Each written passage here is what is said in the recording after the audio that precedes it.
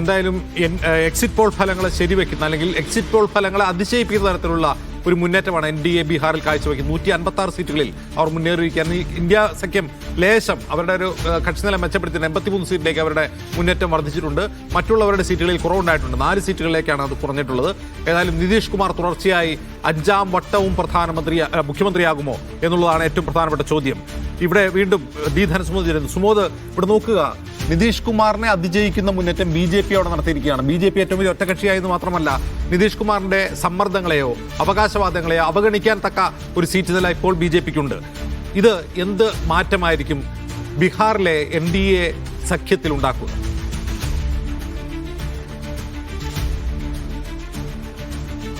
Indian സഖ്യത്തിൽ ഉടനടി ഒരു മാറ്റം ഉണ്ടാകും എന്നുള്ളൊരു കരുതുക വയ്യ. കാര്യം ഒരു സാവധാനം എന്ന രീതിയിലേക്ക് ഒരു മാറ്റം വരുത്തിയാൽ മതി എന്ന രീതിയിലാണ് BJP ഏകദേശം തീരുമാനിച്ചിരിക്കുന്നത്. അത് സ്വാഭാവികമായും ഇതിപ്പോൾ BJP വലിയ ഭൂരിപക്ഷത്തിൽ ഇപ്പോൾ 101 സീറ്റിൽ തന്നെ BJP ജയിച്ചാൽ പോലും BJPക്ക് അവിടെ ഒറ്റയ്ക്ക് ഭരിക്കാൻ കഴിയില്ല. കാര്യം അവരുടെ ഈ ഒരു മൂന്നാമത്തെ സഖ്യകക്ഷിയായ LJPക്ക് വലിയ തരത്തിൽ ലീഡ് ഇതുവരെ ഉണ്ടായിട്ടില്ല.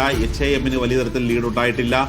മറ്റ് ഉപേന്ദ്ര കുശ്വാഹയുടെ പാർട്ടിക്കും ലീഡ് ഉണ്ടായിട്ടില്ല. സ്വാഭാവികമായും നിതീഷിനെ ആശ്രയിച്ചല്ലാതെ ഒരു മന്ത്രിസഭ രൂപീകരിക്കാൻ ബീഹാറിൽ നടക്കില്ല. അതുകൊണ്ട് സ്വാഭാവികമായും നിതീഷ് കുമാറിനെ ഒരു മുഖ്യമന്ത്രിയായി പിന്തുണയ്ക്കേണ്ട ഗതികേടിലേക്ക് തന്നെയാണ് വീണ്ടും BJP എത്തിച്ചേരുന്നത്. മാത്രമല്ല BJP അവിടെ കാണുന്നത്, BJP ലക്ഷ്യമിടുന്നത് ഈ നിതീഷ് കുമാറിന്റെ ഒരു ഘട്ടം കഴിഞ്ഞാൽ നിതീഷ് കുമാറിന്റെ പാർട്ടിയിൽ ഒരു രണ്ടാമനോ മൂന്നാമനോ ഇല്ല എന്നുള്ളത് തന്നെയാണ് പ്രധാനമായും നോക്കേണ്ടത്. അവിടെ BJPയിലാണെങ്കിൽ BJPയിൽ ഒന്നാമൻ പോലും ഇല്ല. അവിടെ നരേന്ദ്രമോദി തന്നെയാണ് പ്രധാനമായും മത്സരിച്ചുകൊണ്ടിരുന്നത്. അവിടെ അമിത്ഷായാണ് വന്ന് പ്രചരണ തന്ത്രം നടത്തിക്കൊണ്ടിരുന്നത്. സാമ്രാജ് ചൗധരി തുടങ്ങിയ നേതാക്കന്മാർ അല്ലെങ്കിൽ വിജയ് സിൻഹ തുടങ്ങിയ നേതാക്കന്മാർക്ക് യാതൊരുവിധ വിലയുമില്ലാത്ത ഒരു പ്രദേശം തന്നെയാണ്. കാര്യം വിജയ് സിൻഹ അങ്ങനെ ഇലക്ഷനിടയിൽ സന്ദർശിച്ചപ്പോൾ തന്നെ അദ്ദേഹത്തിന്റെ കാറിലേക്ക് ചാണകമെറിയുന്ന കാഴ്ച വരെയാണ് നമ്മൾ അവിടെ കണ്ടത്. അതുകൊണ്ട് തലപ്പൊക്കമില്ലാത്ത നേതാക്കന്മാർ തന്നെയാണ് അവിടെ ബീഹാറിൽ BJPക്കുള്ളത്. അതുകൊണ്ട് ഇനി നിതീഷിന്റെ ഒരു കാലം കഴിയുന്നവരെ നിതീഷിനെ മെയിൻറ്റെയിൻ ചെയ്ത് മുന്നോട്ട് കൊണ്ടുപോവുക എന്നൊരു തന്ത്രം തന്നെയാണ് BJP ഇറക്കുന്നത്. ആഫ്റ്റർ നിതീഷ് പിന്നെ ഉണ്ടാകുന്നത് ഒരു BJP ഭരണം തന്നെയായിരിക്കും. BJPക്ക് ഒരു BJP മുഖ്യമന്ത്രി തന്നെ ആയിരിക്കും. ആ തരത്തിലുള്ള ഒരു നീക്കമായിരിക്കും അവർ നടത്തുന്നത്. നിതീഷ് കുമാറിന്റെ പാർട്ടി ഇപ്പോൾ JDU ഒരു ദിവസം ഒരു പ്രധാനപ്പെട്ട യോഗം നാളെ വിളിക്കുകയാണ് എന്നുള്ളൊരു മെസ്സേജാണ് ഒരിക്കൽ വന്നത്. എന്താണ് പെട്ടെന്ന് ഇത്തരത്തിലുള്ള നിതീഷ് യോഗം വിളിക്കുന്നത് എന്ന് എല്ലാവരും ഒരു രാഷ്ട്രീയ നിരീക്ഷകർ ചൂണ്ടിക്കാട്ടിയിരുന്നു. അടുത്ത യോഗം വിളിച്ചതിന് ശേഷം നിതീഷ് കുമാർ ആദ്യം ചെയ്തത് തന്നെ ദേശീയ അധ്യക്ഷനെ എടുത്തു മാറ്റുക എന്നുള്ളതായിരുന്നു. കാര്യം നിതീഷ് എന്ന് തീരുമാനിക്കുന്നു, അതാണ് ആ പാർട്ടിയിൽ നടക്കുന്നത്.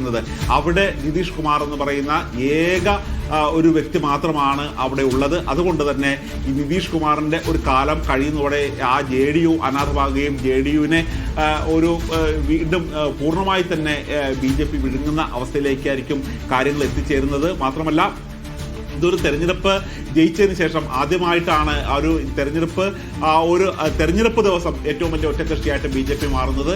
കാര്യം കഴിഞ്ഞ തവണ 2020 തെരഞ്ഞെടുപ്പിലേക്ക് നമ്മൾ നോക്കിക്കഴിയുമ്പോൾ അവിടെ ഏറ്റവും വലിയ ഒറ്റക്കക്ഷിയായി നിന്നത് RJD തന്നെയായിരുന്നു. പിന്നീട് നടന്ന ഉപതെരഞ്ഞെടുപ്പ് തുടങ്ങിയ കാര്യങ്ങളിലൂടെ വന്നു മാത്രമാണ് ഒരു BJPക്ക് അവിടെ മേൽക്കൈ നേടാനും ഒന്നാമത്തെ പാർട്ടിയാകാൻ കഴിഞ്ഞത്. ഇത് തെരഞ്ഞെടുപ്പിൽ ചരിത്രത്തിൽ ആദ്യമായിട്ടാണ് ഇത്തരത്തിലുള്ള ഒരു BJPക്ക് ഒരു മേൽക്കൈ നേടുകയും ആ തരത്തിൽ BJP മുന്നോട്ട് പോവുകയും ചെയ്യുന്നത്.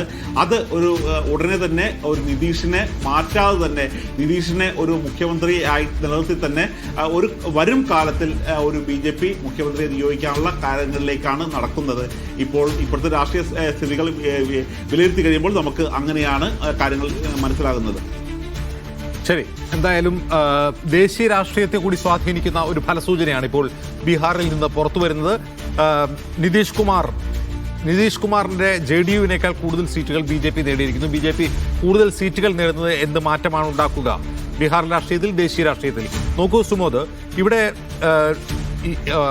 ഇതിലും കുറവ് സീറ്റുകൾ JDU നേടിയിട്ടുള്ള സന്ദർഭത്തിലും അത് 2020 അദ്ദേഹത്തെ തന്നെയാണ് മുഖ്യമന്ത്രിയാക്കിയിട്ടുള്ളത്. പക്ഷേ ഇക്കുറി BJP കൂടുതൽ സീറ്റുകൾ നേടുന്നു എന്നുള്ളത്, മുമ്പത്തേക്കാൾ കൂടുതൽ സീറ്റുകൾ നേടുന്നു എന്നുള്ളത് തന്റെ പാർട്ടിയെ BJP വിഴുങ്ങുകയാണ് എന്ന സൂചന നിതീഷ് കുമാർ നൽകുന്ന ഒന്നാണ്.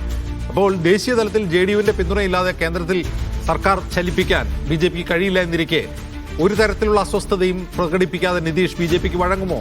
അദ്ദേഹം മുഖ്യമന്ത്രി സ്ഥാനം ഏറ്റെടുക്കുമോ?